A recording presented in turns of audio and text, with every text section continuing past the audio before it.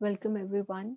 Our ongoing topic is appointment powers, duties, and rights of an auditor. And in this, our subtopic is company auditor, which we have already started. And we have discussed various provisions about the appointment of a company's auditor. Let's discuss further. देखिए जी, last session में हमने यहाँ पर and किया था कि एक company auditor की क्वालिफिकेशन या योग्यता क्या होती है। इसमें हमने सेक्शन 141(1) के अकॉर्डिंगली ये डिस्कस किया था कि section 141(1) of the companies act 2013 ये कहता है कि जो कंपनी ऑडिटर है वो सीए होना चाहिए, अनिवार्य है कि वो सीए हो। और यदि एक इंडिविजुअल कंपनी ऑडिटर नहीं है, यदि आप एक पार्टनरशिप फर्म को एज एन ऑडिटर नियुक्त करते हैं, तो उस पार्टनरशिप फर्म के सभी पार्टनर्स जो हैं वो सीए होने चाहिए। तभी आप ऐसे इंडिविजुअल को या फिर ऐसी पार्टनरशिप फर्म को एज एन ऑडिटर नियुक्त कर सकते हैं। तो आइए अब डिस्कस करते हैं डिस्क्वालिफिकेशंस ऑफ कंपनी ऑडिटर। अयोग्यता क्या है?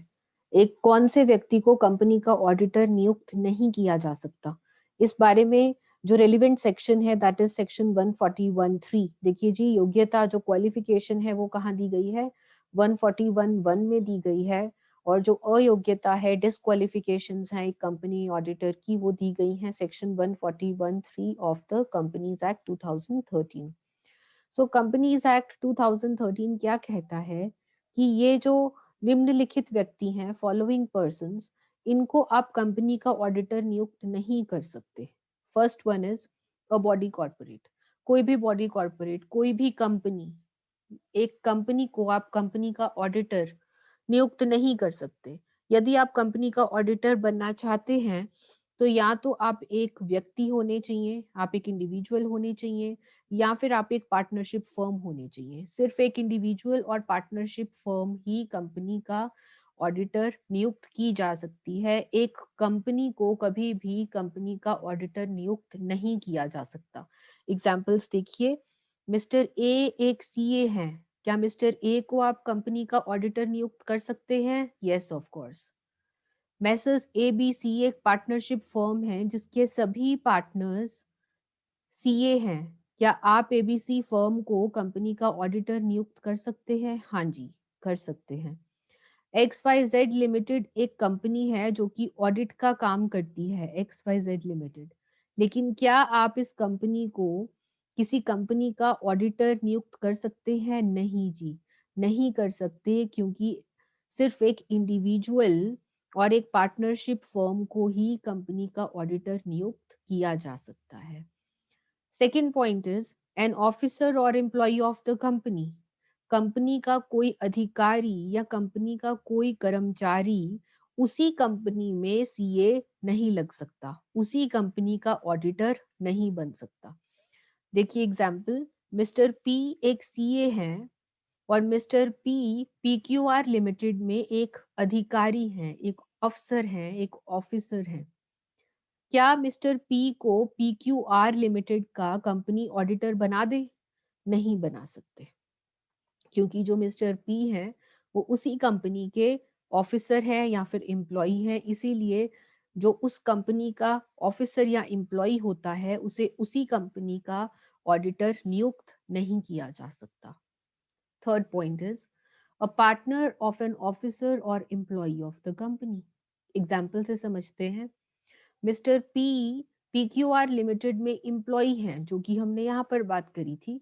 मिस्टर पी पीक्यूआर लिमिटेड में एम्प्लॉय हैं और मिस्टर पी की पार्टनरशिप है किसी के साथ। किसके साथ पार्टनरशिप है? मिस्टर पी का एक पार्टनर है मिस्टर डब्ल्यू, जो कि एक सीए है। क्या डब्ल्यू को पीक्यूआर लिमिटेड का ऑडिटर नियुक्त किया जा सकता है? नहीं किया जा सकता, क्योंकि यदि कोई व्यक्ति कंपनी के किसी कर्मचारी का पार्टनर हो, उस व्यक्ति को भी आप उस कंपनी का ऑडिटर नियुक्त नहीं कर सकते। कहने का मतलब क्या है? अ पार्टनर, कौन partner? W. A partner of an officer of the company. Company के किसी ऑफिसर का जो पार्टनर है वो कंपनी का ऑडिटर नहीं नियुक्त किया जा सकता। Next point is a person or firm who directly or indirectly has business relationship with the company। एक ऐसा व्यक्ति या एक ऐसी पार्टनरशिप फर्म जिसका कंपनी के साथ किसी भी प्रत्यक्ष या अप्रत्यक्ष रूप से कोई व्यावसायिक संबंध है। एग्जाम्पल से समझते हैं। मिस्टर ए एक सीए हैं और मिस्टर ए का बेटा है मिस्टर पी सन।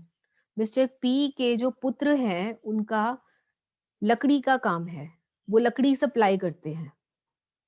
और जो पीक्यूआर लिमिटेड है जहां पर मिस्टर पी जो है वो है तो कुछ भी नहीं, एम्प्लॉय नहीं है, कुछ नहीं है, लेकिन जो पीक्यूआर लिमिटेड है ये कंपनी फर्नीचर मैन्युफैक्चरिंग का काम करती है। पीक्यूआर लिमिटेड का काम क्या है? फर्नीचर मैन्युफैक्चरिंग का।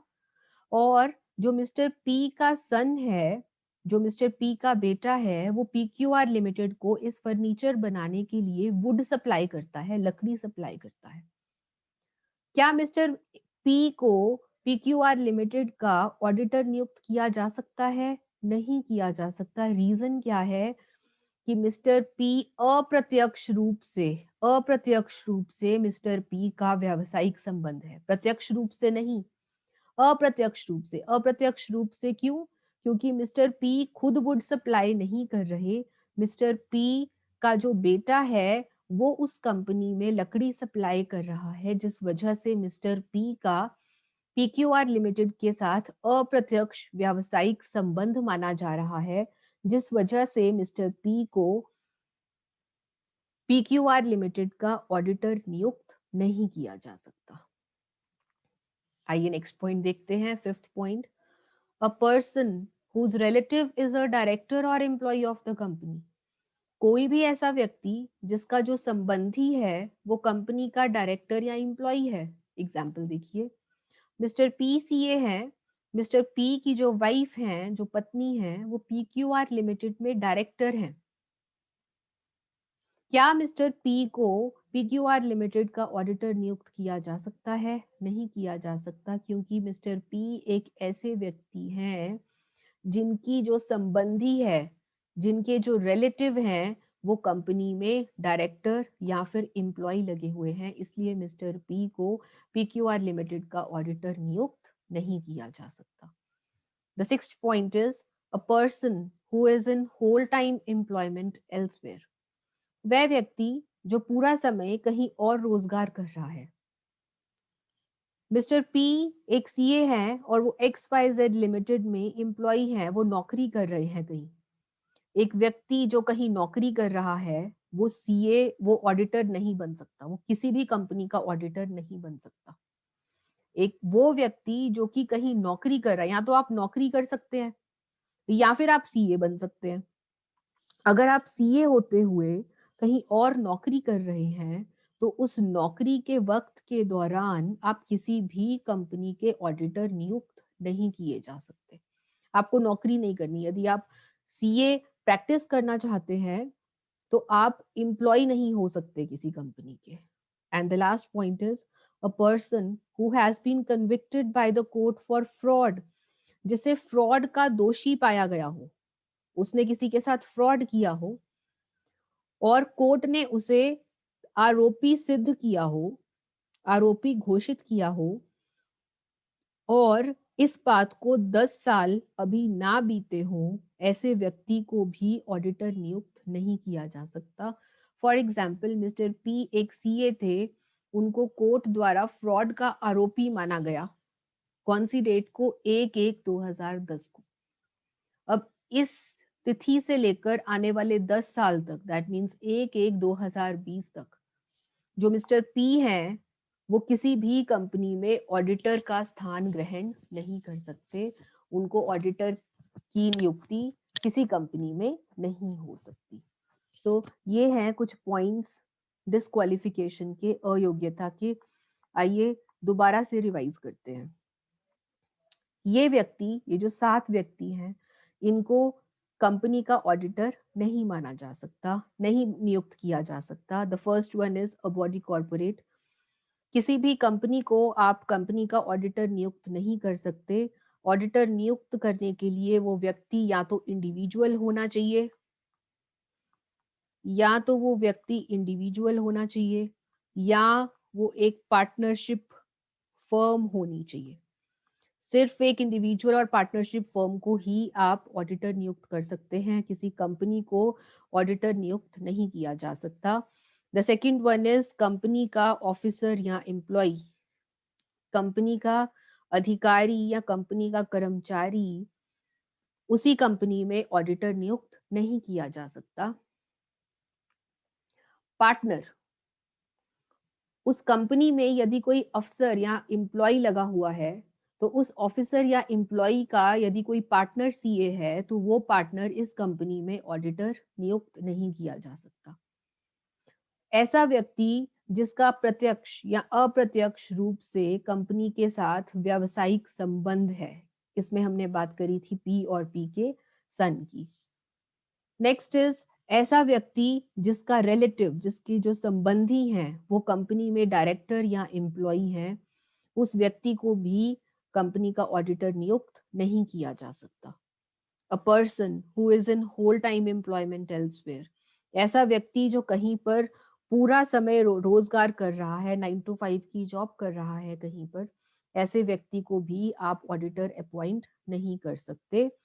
अ person who has been convicted, जिसको कि आरोपी घोषित किया गया है, फ्रॉड का आरोपी घोषित किया गया है और इस बात को अभी 10 साल नहीं बीते, ऐसा व्यक्ति भी ऑडिटर नियुक्त नहीं किया जा सकता।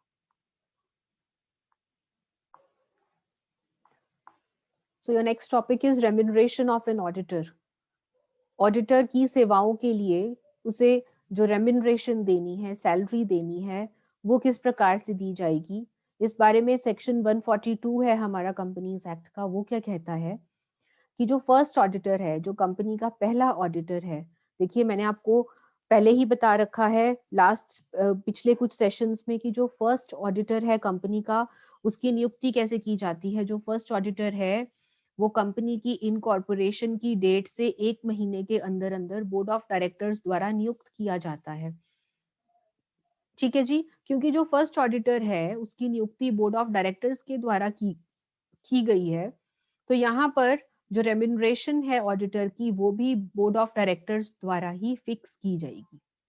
लेकिन अदर केसेस में जहां पर जो ऑडिटर है वो बोर्ड ऑफ डायरेक्टर्स द्वारा नियुक्त नहीं किया गया, जहां पर ऑडिटर शेयर होल्डर्स द्वारा या सेंट्रल गवर्नमेंट द्वारा नियुक्त किया गया है, वहां पर रेम्यूनरेशन किस तरह से फिक्स होती है। वहां पर रेम्यूनरेशन फिक्स करती है कंपनी, और कहां पर करती है, इन द जनरल मीटिंग। जो शेयर होल्डर्स की जनरल मीटिंग होती है उस मीटिंग में ऑडिटर की रेम्यूनरेशन को फिक्स किया जाता है। The next topic is removal of the company auditor. एक कंपनी ऑडिटर को उसके स्थान से किस तरह से हटाया जा सकता है, उसका निष्कासन कैसे होता है। देखिए कंपनी ऑडिटर का निष्कासन 3 तरीके से हो सकता है, बाय पासिंग स्पेशल रेजोल्यूशन, या फिर बाय रेजिग्नेशन, या फिर bye tribunal. By special resolution, देखिए जी हमारे पास कंपनी में जो भी डिसीजंस लिए जाते हैं वो रेजोल्यूशंस पास करके लिए जाते हैं, और हमारे पास 2 तरह की रेजोल्यूशंस होती हैं, ordinary resolution and special resolution, जो कि हम लास्ट सेम में डिस्कस कर चुके हैं कि ऑर्डिनरी रेजोल्यूशन कब पास करी जाती है एंड स्पेशल रेजोल्यूशन कब पास करी जाती है। देखिए कुछ विशेष मैटर्स होते हैं, कुछ स्पेशल मैटर्स होते हैं जहां पर स्पेशल रेजोल्यूशन पास करी जाती है। उनमें एक मैटर है कंपनी के ऑडिटर को हटाना। तो यदि कंपनी ऑडिटर की अवधि 5 साल की अवधि समाप्त होने से पहले ही ऑडिटर का निष्कासन करना चाहती है, ऑडिटर को हटाना चाहती है, तो उसके लिए कंपनी को स्पेशल रेजोल्यूशन पास करनी होगी। लेकिन स्पेशल रेजोल्यूशन ही काफी नहीं है, ऑडिटर को रिमूव करने के लिए कंपनी को सबसे पहले सेंट्रल गवर्नमेंट की अनुमति लेना आवश्यक होगा। देखिए जी जब भी कंपनी का ऑडिटर अपॉइंट होता है, लास्ट सेशन में डिस्कस कर चुके हैं हम अंडर सेक्शन 139 कि जो कंपनी का जो ऑडिटर है, जब एजीएम में अपॉइंट किया जाता है, एनुअल जनरल मीटिंग में जब उसकी नियुक्ति की जाती है, तो वो अपना जो स्थान है वो 5 साल के लिए ग्रहण करता है। उसका जो टेन्योर रहता है दैट इज 5 years। सो 5 साल से पहले जो ऑडिटर है उसको उसके स्थान से हटाया नहीं जा सकता। लेकिन यदि आप जो कंपनी है वो ऑडिटर को रिमूव करना चाहती है तो उसके लिए स्पेशल रेजोल्यूशन पास करनी होगी, और ना सिर्फ स्पेशल रेजोल्यूशन पास करनी होगी बल्कि सेंट्रल गवर्नमेंट की अनुमति लेना भी अनिवार्य होता है ऐसे केस में। दूसरा पार्ट है आपका बाय रेजिग्नेशन। अब अगर ऑडिटर चाहे तो इस्तीफा देकर, रिजाइन करके भी रिमूव किया जा सकता है। ऑडिटर यदि इस्तीफा दे दे अपना तो वो रिमूव हो जाएगा। लेकिन यदि ऑडिटर इस्तीफा देकर अपना पद छोड़ना चाहता है तो उसे रजिस्ट्रार ऑफ कंपनी के पास नोटिस देना होगा, एक स्टेटमेंट फाइल करनी होगी, और उस स्टेटमेंट में उसको रजिस्ट्रार ऑफ कंपनी को बताना होगा कि भाई क्यों उसने अपना स्थान छोड़ा। उसको कारण बताने होंगे कि किस वजह से उसने, जो ऑडिटर है, उसने अपने स्थान को अपनी अवधि से पहले छोड़ा, इस्तीफा देने की वजह क्या थी, वो कारण उसे आरओसी को बताने होंगे, रजिस्ट्रार ऑफ कंपनीज को। And the last way to remove an auditor is by the tribunal. जो ट्रिब्यूनल है वो suo motu, what is suo motu, अपने आप अपनी मर्जी से यदि ट्रिब्यूनल को लगता है कि जो ऑडिटर है वो अपना काम ठीक से नहीं कर रहा, या फिर उसकी कंप्लेंट की गई है, किसी पीड़ित व्यक्ति द्वारा उसकी कंप्लेंट करी गई है ऑडिटर की कि जो ऑडिटर है वो किसी तरह का फ्रॉड कर रहा है या कंपनी के लिए हानिकारक है, तो ऐसे में जो ट्रिब्यूनल है वो अपनी मर्जी से या फिर सेंट्रल गवर्नमेंट के कहने पर, कभी कभी सेंट्रल गवर्नमेंट को भी ऐसा लगता है कि जो ऑडिटर है वो अपना काम ठीक से नहीं कर रहा, तो सेंट्रल गवर्नमेंट भी ट्रिब्यूनल को कह सकती है कि हमें उस ऑडिटर को रिमूव कर देना चाहिए। सो ट्रिब्यूनल या तो अपने आप अपनी मर्जी से या फिर सेंट्रल गवर्नमेंट के कहने पर भी ऑडिटर का निष्कासन कर सकती है। So these are the 3 ways in which a company auditor can be removed. कैसे कैसे? स्पेशल रेजोल्यूशन पास करके, या फिर रेजिग्नेशन से, या फिर bye the tribunal. Our next topic is status or legal position of the auditor। एक company auditor की कानूनी स्थिति क्या रहती है? देखिए, 3 तरह की स्थिति होती है ऑडिटर की in relation to a company. एक ऑडिटर को शेयर होल्डर्स का प्रतिनिधि माना जाता है, एजेंट माना जाता है।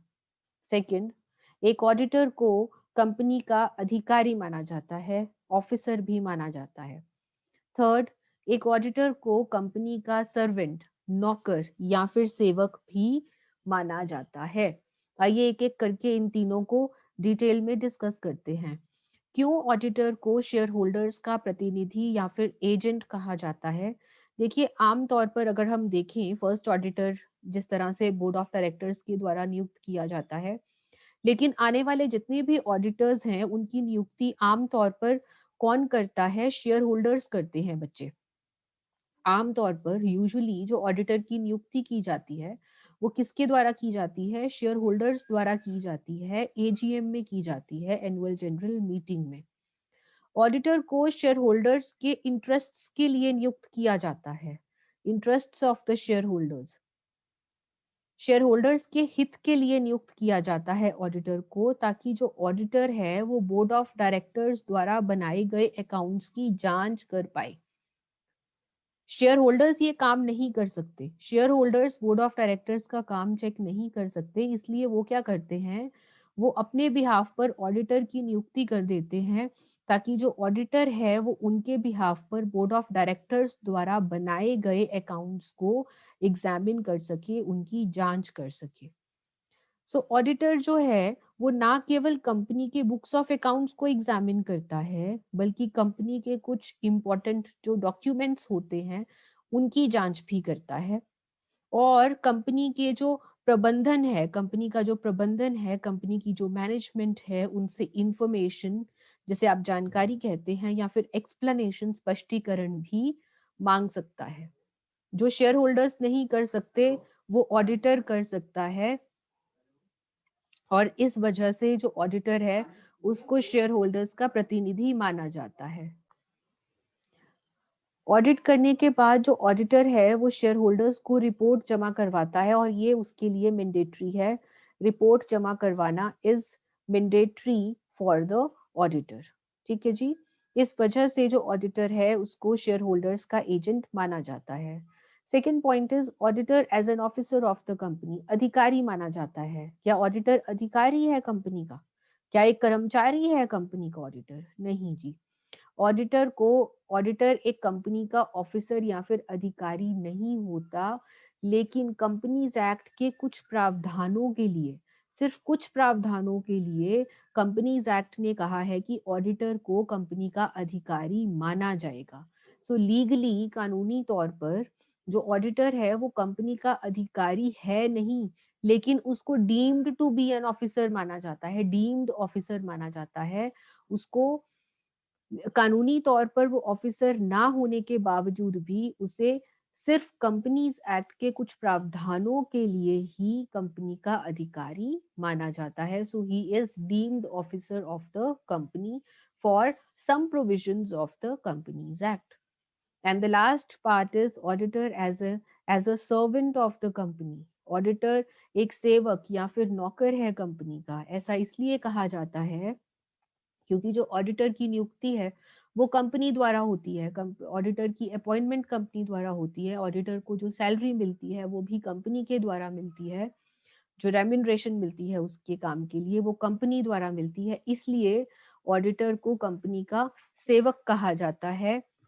लेकिन जो ऑडिटर है वो कंपनी के लिए सेवक भले ही हो, लेकिन डायरेक्टर्स के लिए सर्वेंट कभी नहीं होता।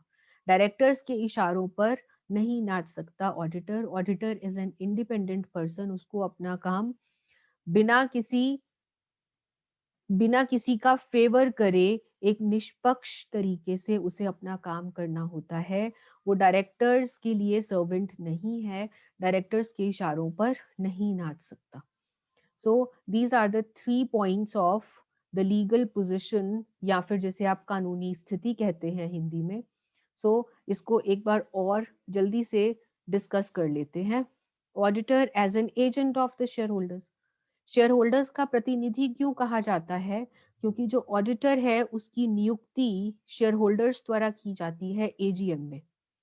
जो ऑडिटर है वो शेयर होल्डर्स के हित के लिए अपॉइंट किया जाता है, क्योंकि जो शेयर होल्डर्स हैं वो बोर्ड ऑफ डायरेक्टर्स का काम इतनी डिटेल में चेक नहीं कर सकते।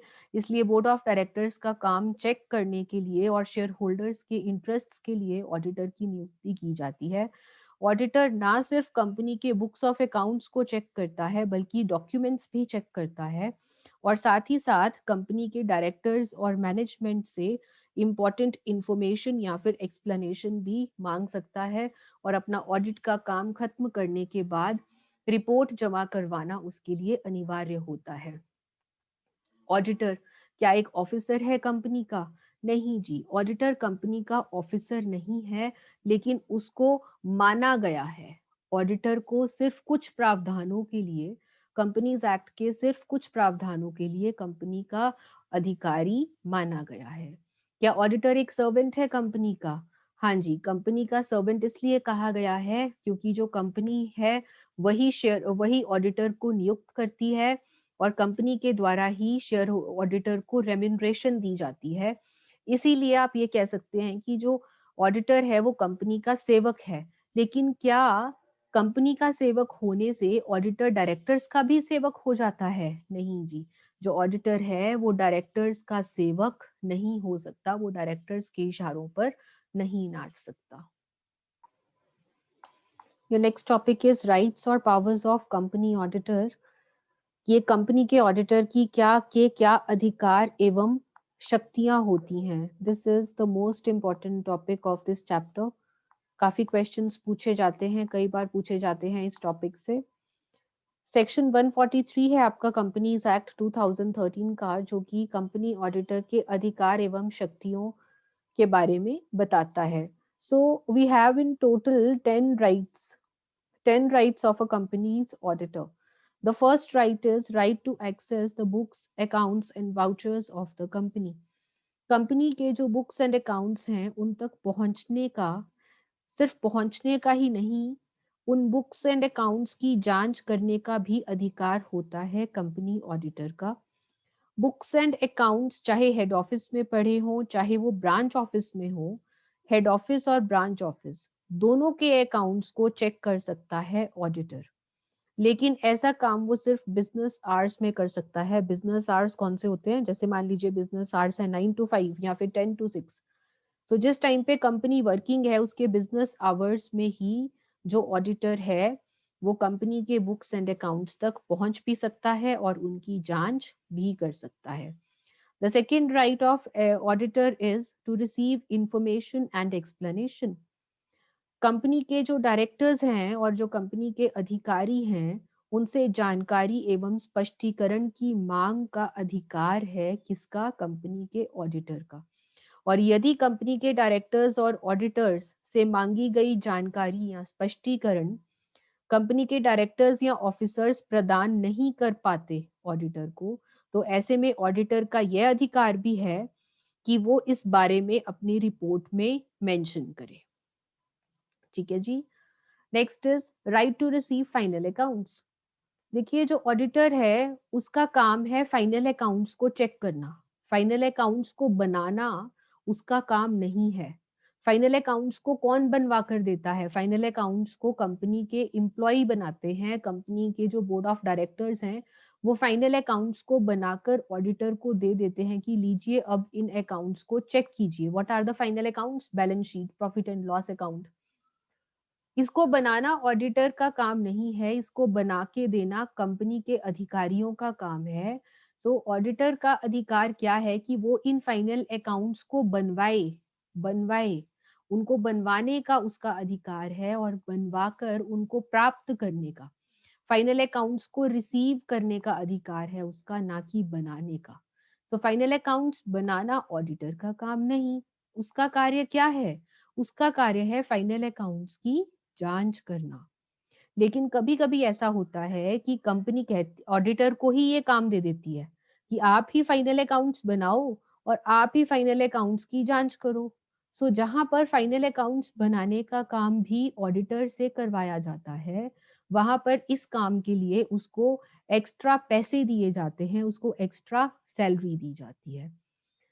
Next right is right to visit the branch office. उसका अधिकार है कि वो कंपनी की ब्रांचेस में विजिट कर सकता है और कंपनी की जो ब्रांचेस हैं उसके बुक्स ऑफ अकाउंट्स को चेक कर सकता है। Right to receive notice and attend general meeting. Company की जो भी जनरल मीटिंग होती है उसका नोटिस पाने का अधिकार है ऑडिटर का। ना सिर्फ नोटिस पाने का अधिकार है बल्कि वो उस जनरल मीटिंग को अटेंड भी कर सकता है, वो उस जनरल मीटिंग में भाग भी ले सकता है। Right to make a statement in the general meeting. अब भाई यदि वो जनरल मीटिंग का नोटिस पा रहा है और जनरल मीटिंग में भाग ले रहा है तो क्या वो जनरल मीटिंग में बयान दे सकता है? क्या वो अपने विचार प्रस्तुत कर सकता है जनरल मीटिंग में? हाँ जी, उसका अधिकार है कि वो जनरल मीटिंग में अपने विचार प्रस्तुत कर सकता है। कौन से विचार प्रस्तुत कर सकता है? देखिए ऑडिटर ने क्या बनाई है ऑडिट रिपोर्ट। कभी कभी ऑडिट रिपोर्ट में कुछ ऐसे पॉइंट्स होते हैं, कुछ ऐसे मामले होते हैं जिन पर ऑडिटर अपना स्पष्टीकरण देना चाहता है, अपनी क्लैरिफिकेशन देना चाहता है। किसे? शेयर होल्डर्स को। शेयर होल्डर्स को स्पष्टीकरण देना चाहता है। ऐसा स्पष्टीकरण वो अपनी जनरल मीटिंग में दे सकता है। ऑडिटर के लिए क्या हर जनरल मीटिंग अटेंड करना जरूरी है? क्या उसे हर जनरल मीटिंग में भाग लेना होगा? नहीं जी। उसके लिए प्रत्येक जनरल मीटिंग को अटेंड करना, उसमें भाग लेना अनिवार्य नहीं है। लेकिन कभी कभी कुछ हालात ऐसे होते हैं जहां पर यदि ऑडिटर जनरल मीटिंग में भाग ले ले तो बहुत अच्छी बात हो जाती है। ऐसे कौन से हालात हैं जहां पर ऑडिटर को जनरल मीटिंग में भाग लेना चाहिए? ये पॉइंट्स हैं बेटा, ये 5 हालात हैं जहां पर बेहतर होगा कि ऑडिटर जनरल मीटिंग में भाग ले। कौन कौन से पॉइंट्स हैं?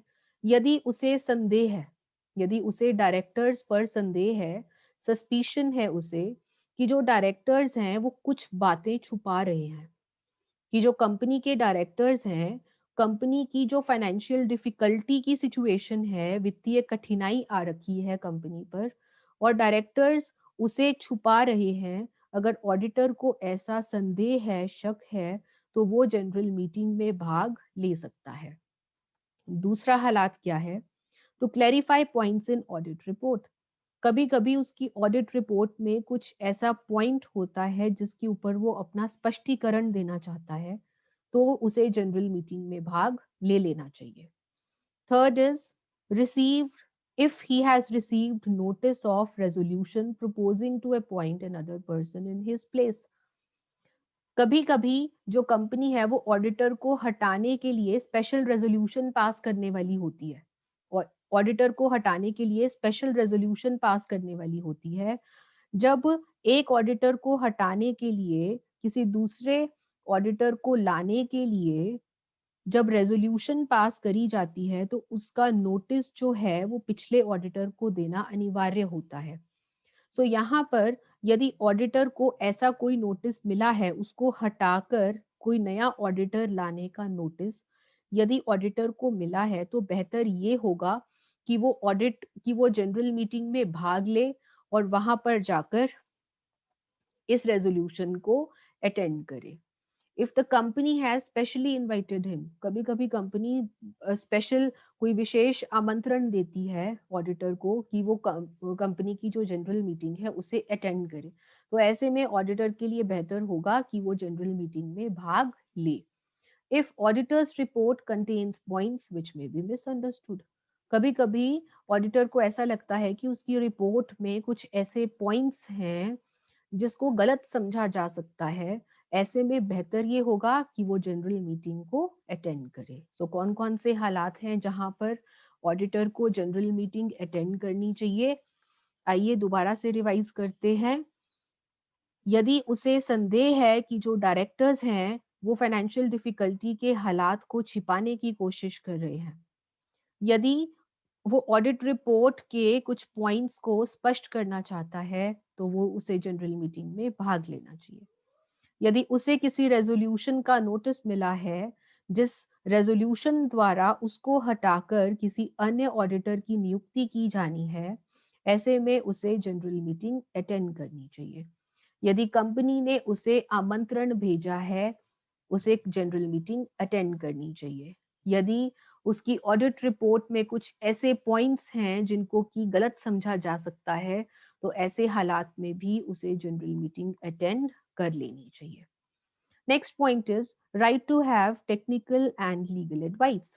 देखिए जी, हर व्यक्ति हर क्षेत्र में तो विशेषज्ञ नहीं हो सकता, हर व्यक्ति हर क्षेत्र में एक्सपर्ट नहीं हो सकता। उसी तरह जो ऑडिटर है वो भी हर क्षेत्र में विशेषज्ञ नहीं हो सकता।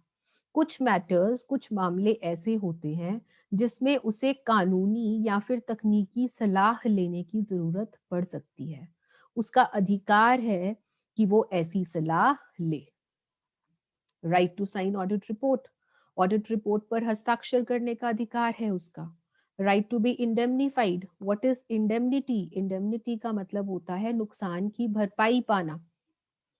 नुकसान कब हो सकता है ऑडिटर को? मान लीजिए जिस कंपनी में वो ऑडिट कर रहा है, उस कंपनी ने उसके ऊपर इल्जाम लगा दिया कि जो ऑडिटर है ये नेग्लिजेंट है, लापरवाही बरतता है अपने काम में, जबकि ऑडिटर अपने काम को पूरी प्रतिष्ठा से, पूरी डिलीजेंस, मेहनत के साथ कर रहा था।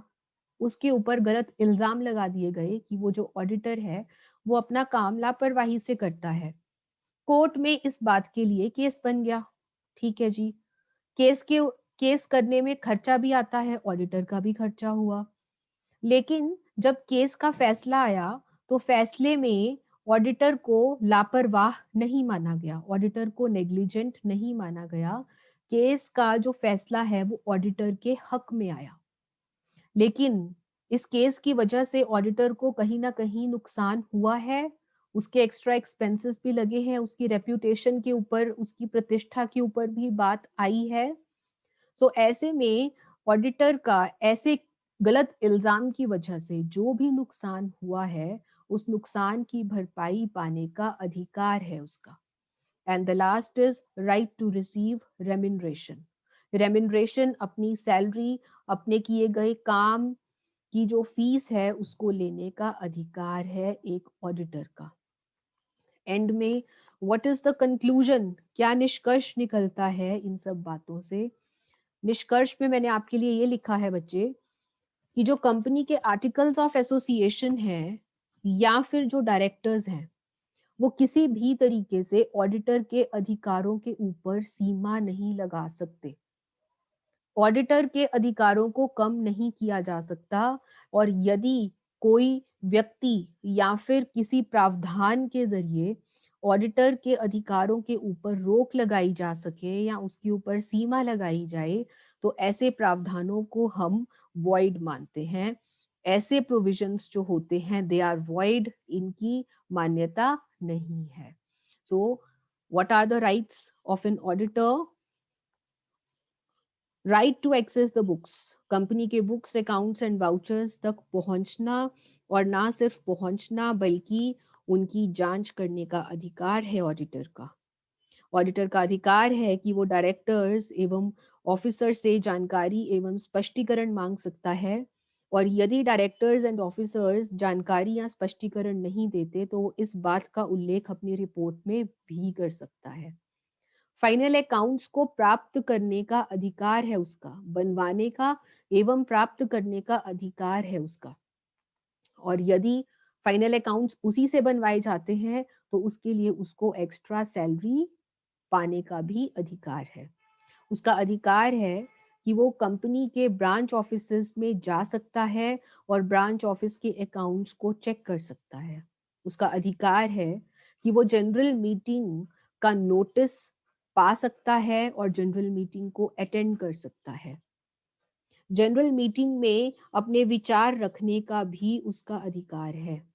ऐसे कुछ हालात होते हैं जहां पर यदि ऑडिटर जनरल मीटिंग को अटेंड कर ले तो उसके लिए बहुत बढ़िया रहता है। ये पॉइंट्स हम ऑलरेडी रिवाइज कर चुके हैं। अब जो ऑडिटर है वो हर फील्ड में एक्सपर्ट नहीं हो सकता, हर क्षेत्र में विशेषज्ञ नहीं हो सकता। इसलिए कुछ मामलों में वो कानूनी एवं तकनीकी सलाह ले सकता है, ये उसका अधिकार है। उसका अधिकार है कि वो ऑडिट रिपोर्ट के ऊपर हस्ताक्षर करे।